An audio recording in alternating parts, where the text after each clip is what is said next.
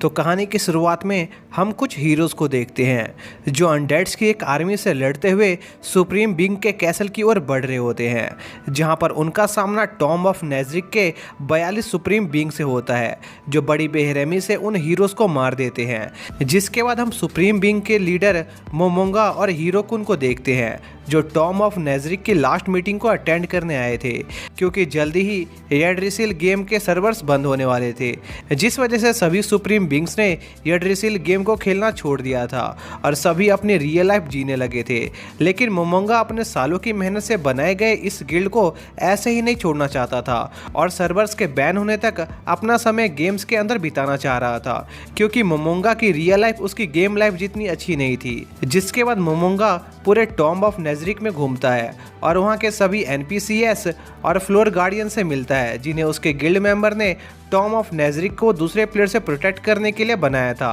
तभी सर्वर्स के बंद होने का टाइम हो जाता है, पर मोमोंगा देखता है कि सर्वर्स के बंद होने के बावजूद भी वो अभी भी गेम के अंदर मौजूद था, साथ ही गेम के सभी फीचर्स भी अपने आप बंद हो गए थे। और मोमोंगा को सबसे शॉकिंग चीज़ ये लगती है कि फ्लोर गार्डियंस और सभी NPCs अचानक से बोलने लगे थे, जिस पर मोमोंगा चेक करता है कि क्या वो NPCs सच में जिंदा हो गए हैं या नहीं। और मोमोंगा देखता है कि वो सभी सच में जिंदा हो गए थे और गार्डियन की लीडर एल्बिडो मोमोंगा से काफ़ी प्यार करती थी और उसके साथ सोना चाहती थी, क्योंकि मोमोंगा ने गलती से गेम की रियलिटी बनने से पहले एल्बिडो के प्रोग्राम में ये चीज़ सेट कर दी थी। जिस पर मोमोंगा तुरंत वहां से भागकर 6th फ्लोर पर चला जाता है, जहां पर मोमोंगा की मुलाकात उस फ्लोर के guardians disaster twin dark elf से होती है, जिस पर मोमोंगा उनकी बैटल स्ट्रेंथ चेक करने के लिए उन्हें हाई ग्रेड फायर स्पीड से फाइट करने को कहता है और थोड़ी देर सोचने लगता है कि उसे आगे क्या करना चाहिए।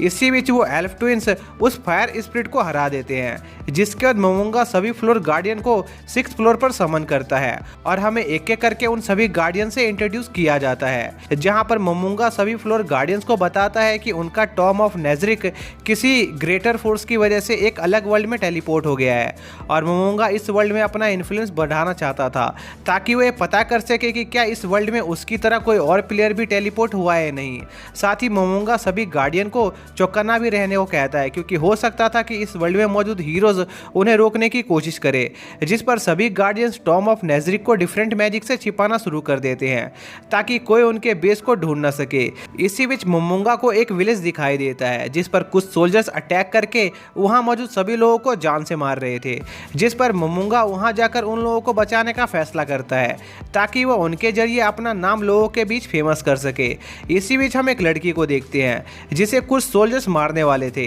तभी वहां पर मोमोंगा आकर उन सोल्जर्स को मार देता है और उस लड़की को बचा लेता है। लेकिन मोमोंगा की मोस्टर वाली शक्ल देखकर उस लड़की को मोमोंगा से मदद लेने में डर लग रहा था, जिस पर मोमोंगा उसे यकीन दिलाता है कि वो उन्हें चोट नहीं पहुंचाना चाहता है। फिर मोमोंगा उन सोल्जर्स की डेड बॉडी से एक डेथ नाइट को समन करता है जो कि एक एक करके उन सभी सोल्जर्स को मारने लगता है जो विलेजर्स पर अटैक कर रहे थे। इसके बाद मोमोंगा अपना भेष बदलकर उन सभी विलेजर के सेवियर के रूप में उनके सामने आता है और उन्हें अपना नाम आइंस ऑन गॉल बताता है, जो कि असल में मोमोंगा के गिल्ड का नाम था और मोमोंगा ने इस नाम को इसलिए यूज किया था ताकि अगर इस वर्ल्ड में उसकी टीम भी उसकी तरह टेलीपोर्ट हुई हो तो वो उससे मिल सके। जिसके बाद आइंस उन विलेजर से अपने आसपास के वर्ल्ड की इंफॉर्मेशन लेने लगता है, जिससे आइंस को पता चलता है कि अभी वो री एंटिएशिया किंगडम में मौजूद है और उन पर जिन सोल्जर्स ने हमला किया था वो बहारत किंगडम के लोग थे, क्योंकि री एंटिएशिया और बहारत किंगडम की आपस में काफी ज्यादा गहरी दुश्मनी थी।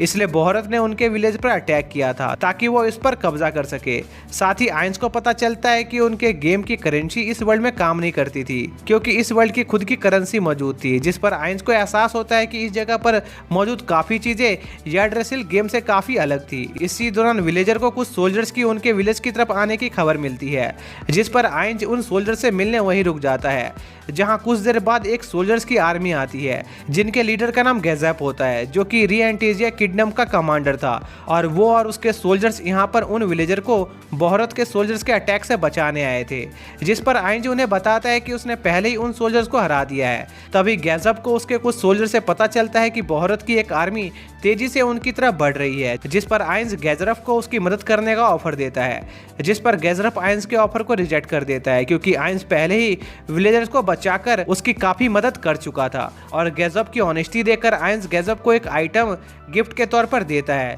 जिसे लेकर गैज़ब अपने सोल्जर्स के साथ बोहरत किंगडम की आर्मी का सामना करने निकल जाता है, जहां पर बोहरत का कोर्ट मैजिशियन एक 5 टायर मैजिक का यूज करके वहां पर गैज़ब की आर्मी का सामना करने के लिए काफी सारे लो ग्रेड एंजल को समन कर लेता है, जो देखकर गैज़ब अपनी आर्मी को वहां से रिट्रीट करने को कहता है और खुद उन एंजल्स को रोकने वहीं पर रुक जाता है, क्योंकि गैज़ब की आर्मी उन एंजल्स का सामना नहीं कर सकती थी। जिसके बाद गैज़ब एक एक करके उन एंजल से फाइट करने लगता है, लेकिन वो मैजिशियन वहां पर और कई सारे एंजल्स को समन करना जारी रखते हैं। तभी गैज़ब की आर्मी रिट्रीट करना बंद करके वापस गैज़ब की मदद करने लौट आती है और उन एंजल्स का सामना करने लगती है, जिस पर गैज़ब भी अपनी मार्शल आर्ट्स और मैजिक का यूज करके उन एंजल्स को हराने लगता है। पर वो मैजिशियन एंजल्स को समन करना जारी रखते हैं और कुछ देर की लड़ाई के बाद गैज़ब का स्टैमिना खत्म होने लगता है, क्योंकि वो लगातार लड़ते हुए काफी ज्यादा थक गया था, जिस वजह से उन एंजल्स की आर्मी धीरे धीरे गैज़ब पर भारी पड़ना शुरू हो जाती है और एक एंजल गैज़ब को बहुत बुरी तरह इंजर्ड करने में कामयाब रहता है।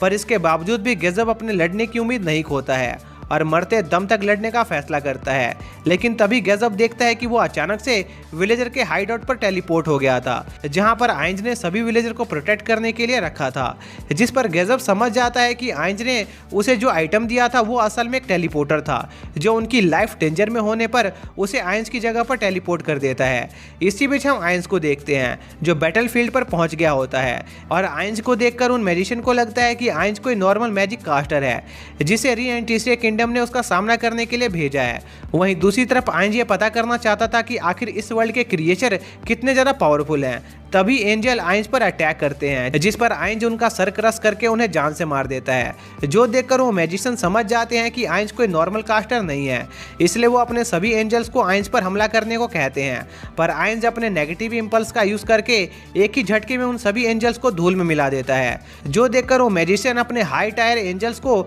आइंज से लड़ने भेजता है, जिसकी पावर देखकर आइंज थोड़ा सा इंप्रेस होता है। इसलिए आइंज उस एंजल को 4 टायर फायर मैजिक से डिसइंटीग्रेट कर देता है, जो देखकर सभी मैजिशियन आइंज पर हमला करने लगते हैं। तभी एल्बिडो अपने एक ही अटैक से एक मैजिशियन का सर उड़ा देती है, जिस पर आइंज एल्बिडो को उसकी फाइट के बीच में आने से मना करता है, क्योंकि वो उसकी लड़ाई का मजा खराब कर रही थी। जो देखकर उन मैजिशियन का लीडर समझ जाता है कि आइंज और एल्बिडो कोई ह्यूमंस नहीं है और उनका सामना किसी बहुत खतरनाक चीज से हो गया है। इसलिए वो मैजिशियन उन्हें खत्म करने के लिए 8th टायर मैजिक का यूज करके एक आर्क एंजल को वहां पर समन करता है, क्योंकि इस वर्ल्ड में 8 टायर मैजिक सिर्फ गॉड्स ही इस्तेमाल कर सकते थे। और वो आर्क एंजल आइंज पर अपने हॉली मैजिक से अटैक करता है, जिस पर आइंज को पहली बार इस दुनिया में आने के बाद दर्द का एहसास होता है। लेकिन तभी आइंज जोर जोर से हंसने लगता है, क्योंकि उस आर्क एंजल को हराना आइंज के लिए बच्चों का खेल था। जिसके बाद आइंज अपने 9th tyre black hole magic का यूज करके उस एंजल को डिस्ट्रॉय कर देता है और ब्लैक होल की पावर यूज करने की वजह से वहां का टाइम डिस्टॉर्ट हो जाता है और अचानक से वहां पर रात हो जाती है। जिसके बाद आइंज उस मैजिशियन के लीडर को कैप्चर करके उसे काफी ज्यादा टॉर्चर करता है, क्योंकि उसने उसके अंडर आने वाले विलेजर पर अटैक करने की कोशिश की थी। जिसके बाद आइंज एल्बिडो के साथ वापस टॉम ऑफ नेजरिक लौट आता है और सभी गार्डियन से उसकी इस दुनिया पर कब्जा करने में मदद मांगता है, क्योंकि यह दुनिया उसकी शक्तियों का सामना करने के लिए काफी कमजोर थी। लेकिन इसके लिए पहले आइंज को इस दुनिया के बारे में जितना हो सके उतनी ज्यादा इन्फॉर्मेशन कलेक्ट करने की जरूरत थी। जिसके साथ ही यह पार्ट यहीं पर एंड हो जाता है।